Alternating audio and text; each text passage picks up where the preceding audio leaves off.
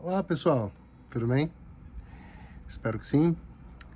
Espero que os que assistiram a aula tenham aproveitado, tenham acessado o material que estava lá, tá?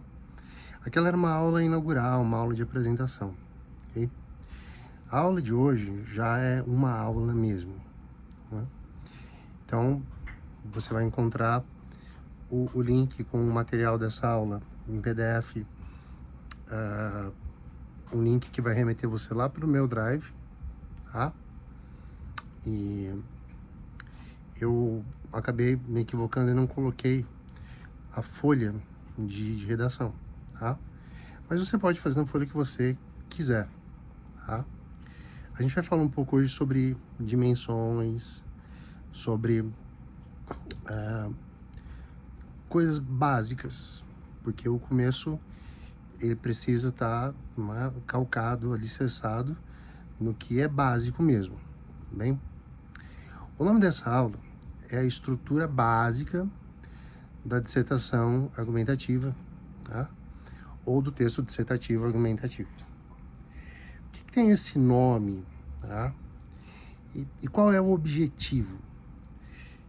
Porque uma coisa importante dizer a vocês, inclusive porque alguns talvez vão prestar FUVEST, e nós vamos ter uma guinadinha por conta de a FUVEST ter introduzido uma mudança há muito tempo já cobrada, tá?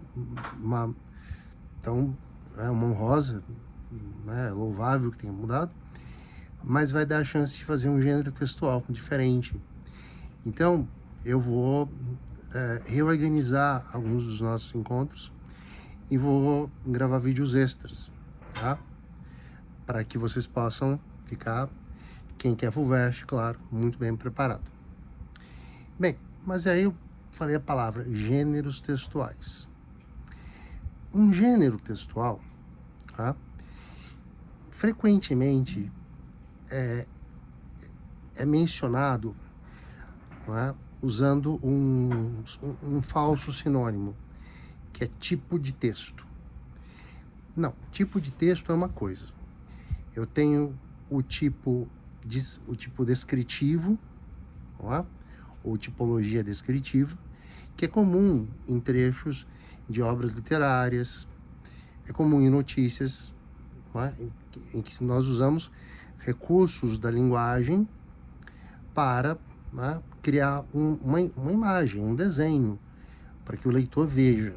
Então, esse é o tipo descritivo. O tipo narrativo organiza uma sequência de fatos, eventos, acontecimentos, linearmente ou não, e é contado, né, a partir de um foco. É o foco do narrador. Né? Eu contei a vocês na última aula que eu sou advogado, isso da área criminal.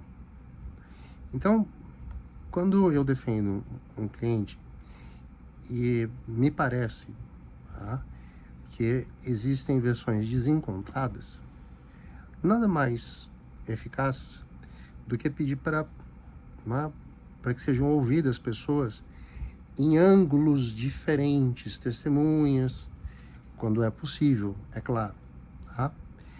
Porque o foco, né, o olhar de cada um se concentra, no seu ponto de vista particular. Eu organizo os fatos no tempo, eu localizo os fatos no espaço, tá? E eu delimito o que eu vou narrar, que é o enredo, tá? Inserindo, claro, as personagens, que podem ser fictícias ou reais. Uma notícia é muito narrativa, eu diria predominantemente narrativa. Já um artigo de opinião ou uma matéria jornalística pode misturar, tá, elementos. Em geral, eles se misturam. Nós temos o tipo de texto argumentativo, em que nós juntamos elementos que compõem um raciocínio. tá? E esse raciocínio tem um propósito: defender um ponto de vista, ou então, tá, se opor a um ponto de vista ao qual se é contrário, tá? Que é o que se chama refutação. Eu posso afirmar o meu ponto de vista, eu posso refutar o ponto de vista alheio, ok?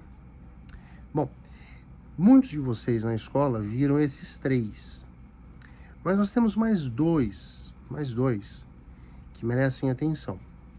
Um é o informativo. Por exemplo, a gente vai trabalhar um tema hoje, só pegar a frase tema certinha para vocês, tá? Os desafios do combate à desinformação no Brasil. Então, veja, eu posso, como professor, ser convidado por uma revista de educação a expor, informar os dados que baseiam, não é, a minha experiência em relação à problemática da desinformação. É lógico que fica um tanto quanto até meio óbvio que eu vejo desinformação como um problema, mas eu não estou situando a causa central, ou se é preciso combater primeiro as consequências. Não, eu estou ali colocando uma exposição de fatos. E é aí que eu queria chegar. Como eu falei que eram 5 tipos de texto, eu vou fechar dizendo que existe o tipo injuntivo, que é aquele que a gente tem numa receita, quando a gente tem lá, né, atrás do frasco de shampoo, modo de usar, e que predominantemente se vale de verbos no imperativo, tá? Então, eu posso fazer infinitos gêneros textuais, tá? Considerando o tempo, eu já vou explicar isso para vocês. Misturando essas 5 ferramentas: descritivas, narrativas, argumentativas, informativas ou expositivas e injuntivas. Se eu tiver, né, essa matéria-prima, pronto. Vocabulário, gramática, repertório, ó, eu consigo, né, construir textos de todos os gêneros. O que é um gênero textual? É uma estrutura relativamente estável, vocês já vão entender por quê. Relativamente estável, que se presta a uma determinada necessidade comunicativa. Tá? Quando o jornalismo surgiu, era importante que a notícia trouxesse dados e informações. O jornalismo tem um grande boom na Inglaterra, porque pelo fato de ser uma ilha, as notícias chegavam à Inglaterra não no boca a boca, né? Chegavam nos jornais. Mas olha como as coisas são, né? Isso no século XVII, mais ou menos, 16 para 17, permitia que o jornal impresso, porque ele vai vir depois da prensa de Gutenberg, o jornal impresso tivesse notícias longas. Então, às vezes é saboroso. A gente está lendo lá uma página do Eça de Queiroz e o burguês toma o café da manhã, né, vestindo o seu robe de chambre, né, que é um jeito chique de falar, né, tipo um roupão fininho para não ficar só de pijama. E lê o jornal ali 2 horas. Hoje nós não temos mais esse tempo. Hoje nós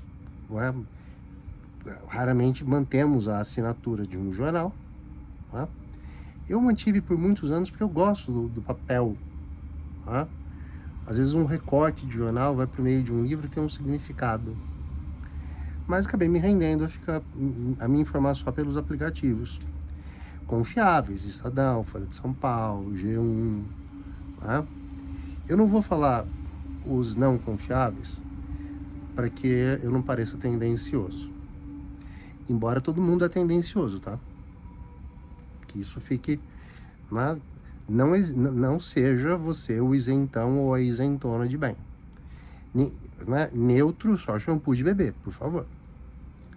Pois bem. E aí, hoje, às vezes eu me deparo com uma notícia que chega, vou dar o exemplo agora tá, que chegou a notícia, né, da doença do Papa. O Papa está com um problema, né, uma infecção multibacteriana, sei lá, né? E o texto veio mal escrito. Falei, nossa, mas um jornalista... porque existe, não é, a necessidade de ser aquele que dá o furo.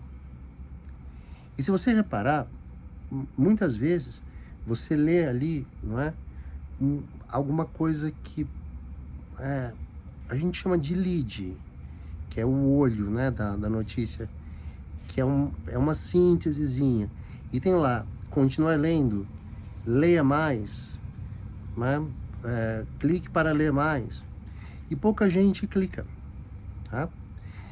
Isso mudou a estrutura da notícia. Tá? Mudou a estrutura. Então, a notícia é um gênero, o conto, a crônica são gêneros da literatura, o boletim de ocorrência é um gênero, tá? Um tweet, hoje não tem mais tweet, não sei como chama, né? É um xizi, né? Sei lá. Uma legenda, tá? Sei lá, vou postar. Vocês veem que eu posto, faço os posts fixos, carrosséis e tal. E aquilo é um gênero.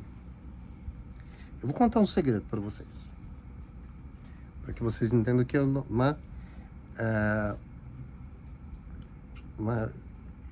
eu falei que minha mãe jogava Pokémon e ela assistiu a aula, ela ficou um pouco indignada comigo. Mas aguardem a história da choperia. Só vou falar isso. Vale a pena, vale a pena. Aquelas legendas que vocês veem, que tem uns emojis no meio, umas hashtags, aquilo lá eu adoro fazer. Mas é trabalhoso, tá? É trabalhoso. E é mecânico. É mecânico. Então, o que eu falo? Falo, né? Chat GPT. Na brincadeira, eu tenho usado mais o DeepSeek. Então, eu falo chat. Quer dizer, eu tenho que digitar, né? Digito e falo legendas para um post fixo anunciando que hoje, né, às 20 horas e 30 minutos, a aula estará, né, carregada no YouTube. Usar linguagem descontraída, misturar com emojis, 10 hashtags no final. Pronto, ele vai e faz. Tá? É um gênero muito mecanizado. Meu primeiro contato com o IA foi no meu mestrado. Eu fiz uma pesquisa sobre sumarização automática, que seriam meios, recursos, né, para permitir que programas identificassem não só palavras-chave, mas fluxos informativos. Tá? Mas eu trabalhei com um gênero jornalístico. E quando eu fui trabalhar com um outro gênero, tá? Por exemplo, o gênero cronístico na literatura, já não funcionava, porque as regras para hierarquização da informação são diferentes. Tá? Então, eu aprecio muito a ferramenta, porque eu terminei o meu mestrado em 2008 e nós não tínhamos noção que nós chegaríamos aqui. É uma ferramenta interessante, se ela não for muleta. Por exemplo, você está nos seus estudos e você quer montar uma lista de conectivos organizadinhos pelo efeito de sentido. Causa, consequência, comparação, conformidade, proporcionalidade, finalidade. Ele monta, tá? Ora, você poderia garimpar uma gramática ou fazer esse trabalho, tá? Otimizar tempo não é problema quando o tempo hoje é um ativo, é um capital, por assim dizer, tá? Bom, mas já são 15 minutos e a coisa não engatilhou. E o que tem que engatilhar é o seguinte, é entender por que a dissertação do tipo argumentativa, em 30 linhas, quando bem feita, com uma média de 400 palavras, pode ter um pouco mais, pode ter um pouco menos, tá? É tão importante, tá? E quais são os preceitos básicos para se construir uma boa dissertação desde já? É óbvio que se você for alguém que está fazendo esse curso para se manter antenado, já escreve bem, vai querer fazer uma redação ou outra, tudo bem. Para você tirar uma nota excelente agora, é ótimo, tá? Eu corrigi 7 redações na semana passada. 2 delas eram impecáveis. Eram redações estilo FUVEST, não eram Enem. E eu quero falar sobre essa tal de estilo. Né? Bom, eu atribuí a nota máxima. Era uma correção presencial, assim, presencial é aquele sistema, né? A pessoa me procurou, pagou os R$20, 25, né? Que são meia hora. Ela me envia a redação, eu projeto, vou lendo junto e vou pontuando virtudes e pequenos problemas, né? Às vezes os problemas são grandes, ok? E aí li, sempre perguntando, você concorda? Né? A pessoa falou, eu concordo, gostei da minha ideia, e beleza. Aí eu falei, então, né, segundo os critérios da FUVEST, você tiraria 50, que é a nota máxima. Aí era um rapaz, ele falou assim, mas professor, desanima um pouco a gente já tirar nota máxima logo na primeira? Não daria para achar um defeitinho? Eu falei, olha, dá, mas para que você vai querer que eu encontre um defeito na sua dissertação? Se ela está tão bem feita, está tão bem organizada, bem costurada, tá? Ele falou, mas você já leu redações melhores? Eu li redações melhores que a sua, tá? Que também tiraram 50. E li redações piores que a sua, que também tiraram 50. Não há um segredo, não é uma coisa assim, a gente corrige a redação ouro e depois fica comparando todas, né? Eu coloquei no nosso material mais adiante uma redação que ela é assim extraordinária, né? O título dela é Ícaro, iPods e Coca-Cola quente, né? Imaginem o que esse texto faz. Mas enfim, corrigi. O outro primeiro foi tranquilo, não questionou nada. E as outras 5 eram redações de pessoas que precisavam de um diagnóstico, tá? Inclusive para saber, falei assim, pessoal, eu corrijo uma vez por semana, eu corrijo uma vez a cada 15 dias. Eu sou bem honesto, falo, olha, Você corrige na medida da sua necessidade, tá? Se você preferir, e também das suas possibilidades, tá? Então, você escolha. Eu estou à disposição para atender. Se você não precisar me olhar, nem trocar palavras comigo, você tem uma modalidade de correção que é bem mais em conta, R$ 15. Você me manda a redação, eu corrijo na mão, te devolvo e mando um áudio fazendo os meus comentários, tá? Cada um vai de acordo com o que lhe convém. Bem,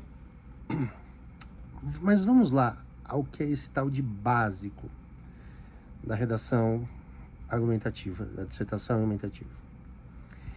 Nela, você começa demonstrando o entendimento de uma certa problemática. Exemplo, tá? Eu vou mencionar a VUNESP, embora eu saiba que muitos de vocês têm um foco mais direcionado para o Enem. Era uma perguntinha e havia uma coletânea, tá? Que eu gosto muito da VUNESP pelo que eu vou falar agora, que dava embasamento tanto para ir por um caminho quanto para ir por outro. E essa coletânea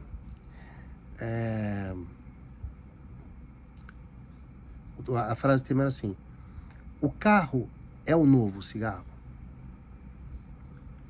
Achei linda assim, a proposta. Lendo a coletânea, você entende que a pergunta é a seguinte: considerando que o cigarro teve uma queda no consumo assim, imensa, depois que parou de ser propagandeado, que saiu dos filmes, das novelas, das séries, o cigarro deixou de ser uma ostentação. Eu não posso falar que eu tenho asma,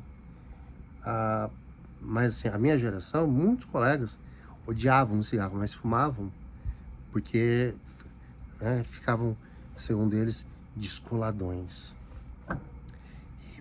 E passou.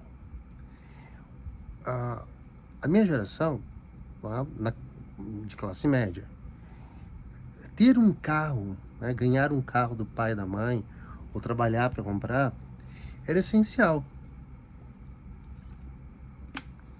Nas camadas mais baixas, era comum que um indivíduo abrisse mão, de se qualificar para poder comprar um carro e depois ele não tinha nem dinheiro para pôr combustível, mas ele empurrava o carrinho para a calçada para lavar, para lustrar, para se mostrar. Bom, aí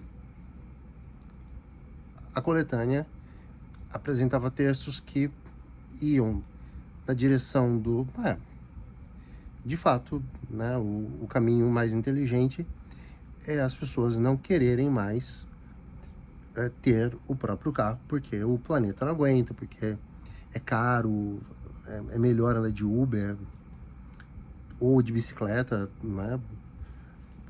ou, caronas, sei lá. E havia textos que pontuavam que, olha, não, o carro é um objeto de consumo diferente do cigarro. O carro está associado à liberdade, está associado à conquista, à realização. Então, não vai ser como cigarro. Isso para vocês verem como não tem tese certa, né? Ai, gatinhos. Então, que é uma coisa que eu ouvi muitos anos no cursinho. Professor, qual que era a tese certa para aquele tema? Falei, como assim? Não, qual que é a tese certa? Falei, mas não existe isso de tese certa. Se um tema é proposto, é porque permite um espectro. Eu falo espectro assim, entre, talvez, vamos pensar, extremos, permite inúmeras abordagens. Inclusive, uma abordagem interessante, falaremos dela, embora eu não aconselhe, mas eu gosto de ensinar tudo, porque a minha natureza é assim, né? Eu me arrisco. Tá? Agora, eu me arrisco quando me preparo. Vamos pensar. Se a gente tem uma questão profundamente complexa, como vou dar um exemplo, foi um tema que eu montei. A liquefação dos valores leva ao individualismo ou é uma sociedade individualista que liquefaz seus valores? Modéstia à parte, é um tema legal. Eu trouxe textinhos do Bauman, do Byung-Chul Han, do Gilles Lipovetsky, de um cara chamado Vatimo, um cara muito legal. E debatemos e tal. E aí, num certo momento, eu falei, olha, você sabe que eu propus o tema? E eu agora estou pensando, eu tenho lá minhas dúvidas. Eu creio que nós nos tornamos tão acelerados, um tanto quanto superficiais, mesmo quando nós não queremos que isso aconteça, que rola um trem estranho. A gente não consegue dizer claramente. Então eu falei, olha, eu vou fazer um desafio. Vocês pensem, tá? E joguem a criatividade de vocês para trabalhar, mas pensa primeiro, projeto de texto e tal. Mas se alguém quiser, tenta defender o seguinte, que é uma questão complexa demais para que se possa responder. Mas como que eu defendo isso? Bom, eu defendo mostrando por quais razões razoáveis não se pode ter certeza. Seria arriscado, ousado, ou meramente pro forma fazer uma escolha num sentido ou em outro. E isso eu não tirei da minha cabeça não. Quando eu fiz treinamento para corrigir Enem em 2013, a gente recebia uns vídeos em casa e o professor Círio Pocente da Unicamp falou, nossa gente, é muito interessante defender a tese de que não se tem tese. Eu achei super legal. Adorei propor essa ideia para os meus alunos. E nessa redação, uma aluna que tinha uma tese, né? Ela fez uma analogia lindíssima com a dissolução do NaCl, o sal de cozinha, em água, e pegou o conceito de valência da química para defender que um estímulo ao individualismo como forma de aumento de produtividade, afinal, quem não tem filho, quem não tem relacionamento, quem não tem amigo, trabalha mais, teria produzido a liquefação dos valores. Tá? Achei assim espetacular. Essa redação, eu guardo essas redações com a devida autorização para mostrar para vocês, tá? E farei isso. Bem,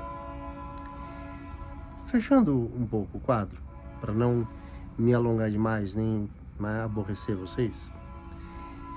Introdução, desenvolvimento e conclusão, vocês conhecem de trás para frente. Tá? O que eu não posso fazer por vocês é dar a ideia pronta, tá? Mas posso dar algumas diretrizes, ok? Então, se vocês depois olharem a nota de hoje, eu fiz uma coisa no começo que eu gosto de fazer, que é a seguinte. Em vez de chegar trazendo uma redação, não é nota 1000 do Enem, não é perto de nota máxima na FUVEST, eu trouxe uma dissertação nota 580, tá? E eu quero ler com vocês, tá? Quem tá com material acompanha, quem não, vai só seguindo a minha voz. Eu vou lendo devagar. Ela não tem título, tá? E ela começa assim. A violência contra a mulher é uma chaga que persiste na sociedade brasileira, mesmo diante de avanços legislativos e campanhas de conscientização. Tal problema é fruto de um histórico de desigualdades de gênero e da insuficiência de políticas públicas eficazes, o que exige a atenção de toda a coletividade para ser superado. É uma introdução curta, ela tem cerca de 50 palavras. Ela está errada estruturalmente? Não. Porque o que uma introdução faz? Contextualiza o tema. O avaliador, ele precisa, naquela primeira batida de olho, ter certeza, não fugiu ao tema, nem tangenciou o tema. Tangenciar é quando nós tocamos no assunto, mas não falamos sobre o recorte temático proposto. Que seria, por exemplo, nessa redação, falar sobre o machismo mais amplo e não sobre a violência contra a mulher. O que pesa para que a nota, numa escala de 0 a 200, na parte estrutural, porque essa simplicidade vai caminhar, tenha sido 120, né? Então vamos considerar que 200 é muitíssimo bem estruturado, 160 tem criatividade, indícios de autoria, mas ainda um pouco preso, né, a recursos seguros e que não deixam a autoria vir à tona. Ela precisa apresentar uma tese. E ela tem uma tese, é fruto de um histórico de desigualdades de gênero e da insuficiência de políticas públicas.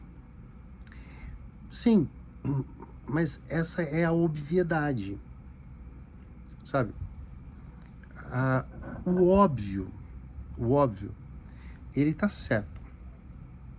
Mas a expectativa é que a gente leve a discussão para um nível mais amplo. Inclusive porque, quando se trata de situação, um problema, o óbvio, em geral, não movimenta as políticas ou as ideias para solucionar um problema. Eu vou dar um exemplo de uma redação dessa época.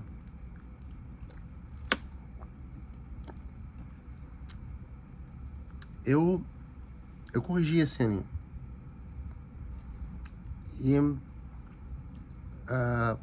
tive o prazer de ler uma redação, uma dissertação argumentativa, Enem, tá?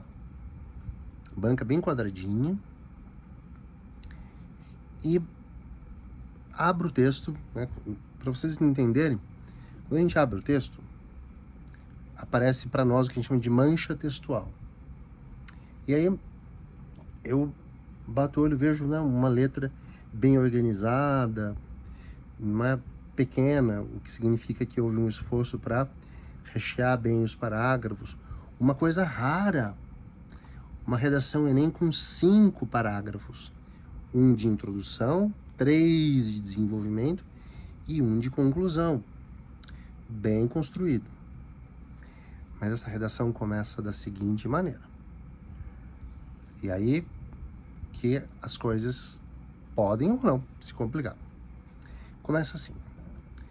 Quando eu era menina, ganhava bonecas, vassourinhas e panelinhas, ponto e vírgula. Adolescente, vírgula, precisava lavar a louça antes de ir brincar, enquanto meus irmãos não faziam nada, ponto e vírgula. Foi quando me entendi mulher que finalmente percebi o drama de minha mãe. Ponto. A sequência de minha vida reflete a sequência da vida de milhares ou milhões de mulheres que, não sendo diretamente vítimas de uma violência, não é, publicitária, estão submetidas à violência simbólica, que é a verdadeira raiz da questão e a resposta à pergunta de por que é tão difícil combatê-lo. Para tudo. Os manuais dizem a dissertação não pode ser escrita em primeira pessoa do singular. Faz-se alguma exceção para a primeira pessoa do plural. Mas, na verdade, não é bem assim. Existe algo chamado universalização da experiência. Mas tem que ser muito foda, muito bom para poder fazer um negócio desse. E aí, na sequência, eu tenho essa redação, tá? Eu tenho essa redação. Eu copiei. Na verdade, eu tenho uma memória muito boa. Eu copiei, trocando algumas palavras, porque o texto, né, ele é privativo da pessoa, mas, digamos assim, eu o deixei não melhor do que ele era, deixei até um pouquinho mais pobre, tá? Para ter certeza de que mesmo empobrecendo, ele ficaria maravilhoso. Aí olha o que acontece. Ela começa o primeiro desenvolvimento dizendo assim: segundo Pierre Bourdieu, nas suas 2 obras, tá, A Distinção e A Dominação Masculina, vírgula, são as formas simbólicas de violência que, na possibilidade de agirem silenciosamente, vírgula, deixam o terreno preparado para a aceitação de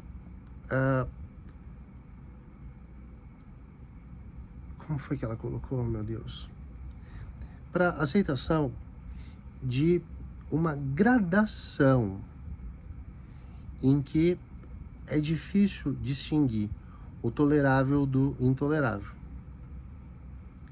Independentemente disso, no entanto, tá, meninas serem presenteadas com brinquedos que reforçam o seu histórico papel de, não é, indivíduos adstritos ao ambiente do lar, diferentemente dos meninos, não é, ajuda a criar, não é, em níveis inconscientes, a determinação de papéis temáticos e de cobranças.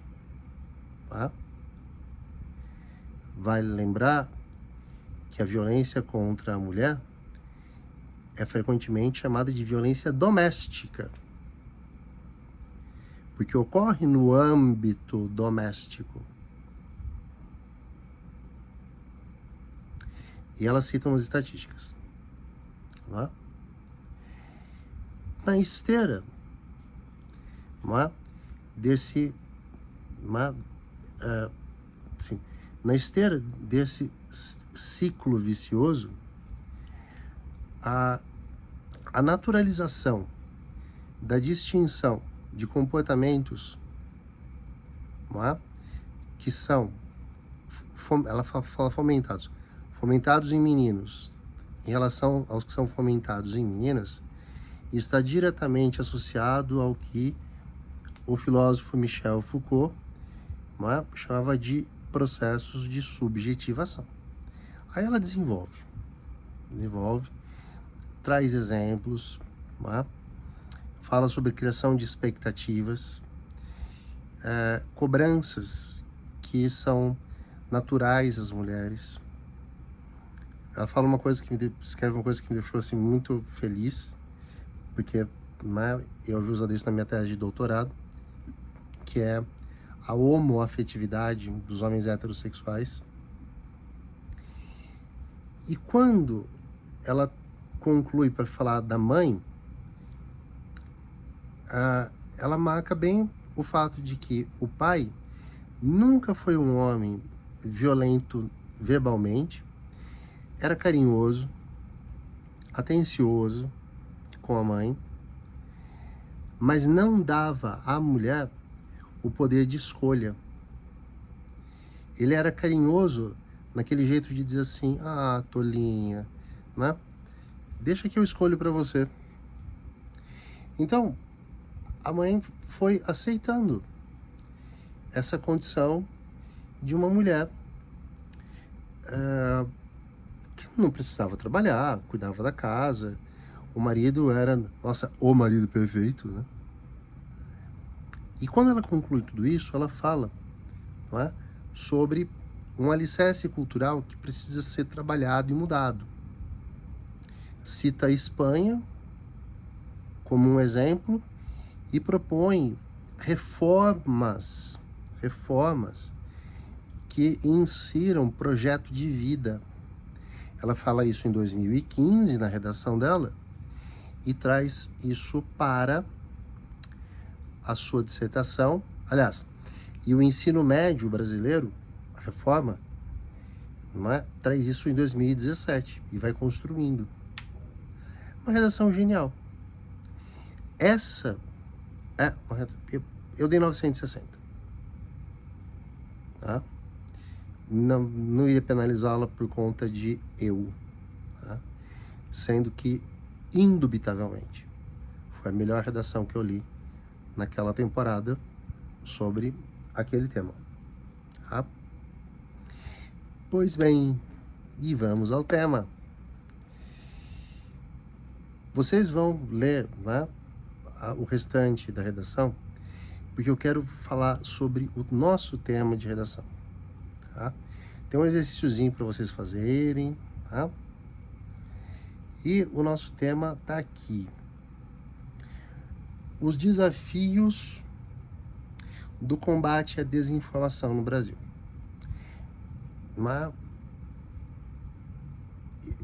A minha natureza seria dizer, esse é um tema com cara de Enem. Mas eu quero antes falar uma outra coisa. Meus caros, dissertação é dissertação, tá? Tem introdução, desenvolvimento e conclusão na Unesp, na FUVEST e no Enem. A introdução precisa fisgar o leitor, impressioná-lo em todas as provas. Deve haver uma tese consistente e diferenciada? Deve. Os argumentos devem ser baseados em conhecimento sólido, boa exemplificação, fatos históricos, argumentos de autoridade? Sim. É preciso dominar estratégias, né, como bilateralidade, refutação, relação causa-efeito, sim, mas não é, a dissertação é uma dissertação. Qual que vai ser o nosso desafio? Não sermos expositivos. Ah, peraí, Thiago. Para que eu possa fazer o meu leitor entender o tema, eu não tenho que ser um pouco expositivo? Tem, e você falou bem, um pouquinho expositivo. Não muito, ok? Um pouquinho só. Só um pouquinho expositivo. Porque aí, o seu leitor, ele vai entender o contexto do tema, tá? Por que desinformação é um problema? Tá? A gente está falando de não ter informações sobre água potável? Não. A gente está falando sobre não ter informações sobre o que é uma alimentação saudável? Não. A gente está falando sobre não ter informações sobre o que é o James Webb? Não. A gente está falando sobre desinformações que atrapalham o funcionamento da sociedade. Desinformações que geram ódio. Por exemplo, algumas edições do Big Brother, acho que o nome do rapaz era Marcelo Dourado. Ele falou numa conversa de piscina que ele não tinha medo de AIDS, que só viado pegava AIDS. Tomou uma bucha do miau. Aquela noite, acho que foi uma quarta-feira. O programa inteiro foi assim, né? Tipo um telecurso 2000, explicando que não. Tá? Tem HIV, tem AIDS. E os heterossexuais, estatisticamente falando, como eles são maioria, eles também são maioria entre os casos ativos. Tá? Vocês vão conhecer o Haroldo. O Haroldo vai estar muitas vezes aqui com a gente, tá bom? Inclusive eu vou contar a historinha deles. É uma história bonita e triste ao mesmo tempo. Bom, então, vamos começar. Eu já fiz a minha provocação. De qual desinformação eu estou falando? Tá? Essa redação, como eu disse lá no começo, não vai permitir que você seja o isentão ou isentona de bem. Tá? E compreenda, não existe no espectro político eu sou de direita, então eu sou um cidadão de bem, né? Eu tenho um texto, eu vou dar um jeito de compartilhar com vocês, que eu falo cidadão de bem versus cidadão do bem. Pessoas do bem, todos nós podemos ser. E quando não somos, não importa se estamos à direita, à esquerda ou ao centro. Tá? Agora, a desinformação trabalha, em geral, em prol daquele, é a lógica, né? Daquele que, considerando que o mundo fosse bem informado, ele seria prejudicado. Por exemplo, nós temos hoje, tá,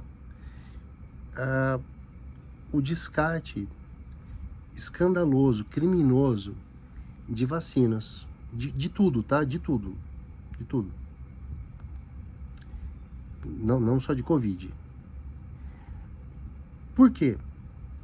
Porque há um movimento de desinformação.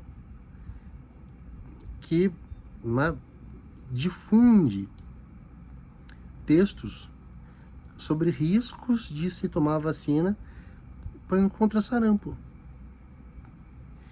Eu dava aula numa escola em Ribeirão, estava eu na sala de aula, entrou a nossa coordenadora com uma assistente do Serviço de Saúde de Ribeirão Preto.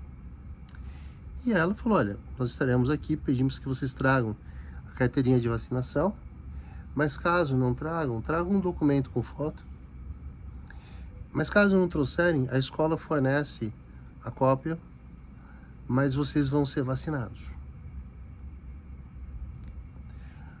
Aí um menino radicalzão ergueu a mão e falou assim: e se eu não quiser ser vacinado? Ela disse: meu filho, você sabe o que significa pegar sarampo na sua idade? Perigoso.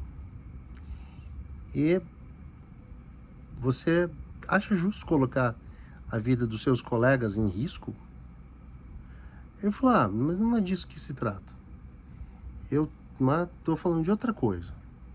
Você está falando do quê? Eu falei: eu e minha família somos contra a vacina. Ele falou: quantos anos você tem? Eu falei: eu tenho 15. Então venha amanhã e tome a vacina.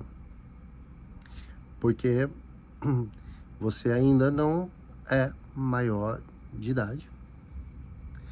De maior não, hein, gente, por favor. E nós estamos numa situação perigosa. Tá? Agora, se seu pai e sua mãe quiserem vir conversar comigo, venham e eu explico. Uma atitude tanto quanto dura, mas foi necessário. Né? Nós passamos por um problema grave de desinformação. 11% dos brasileiros creem que a Terra é plana. Uma parte significativa acredita que aquecimento global é balela e se fiam em umas teorias, né? Assim,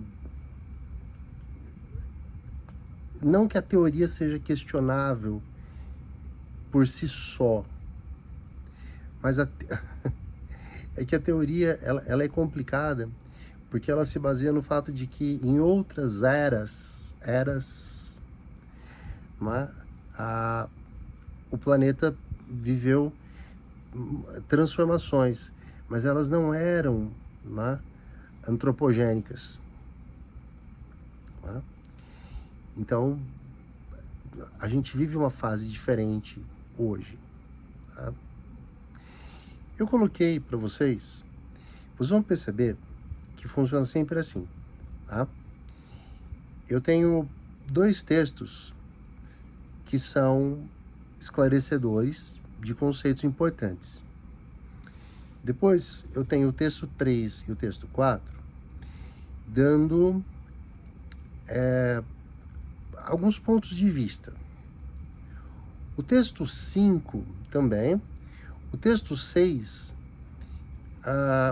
ele vai trazer dados, tipo um infográfico. Aí os textos, aí vem lá, sugestões de reflexão, tá? E eu coloco ali algumas reflexões para vocês. Mais adiante, nós vamos ter uma estrutura de tema mais rica, mas por enquanto eu quero que vocês se sintam bem à vontade, tá?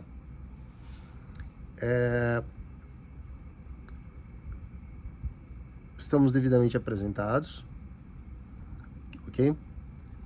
Dúvidas em relação à correção, conversem comigo por aqui, tá? Ou no direct lá, e eu vou colocar na descrição o meu WhatsApp para vocês poderem falar comigo, tá?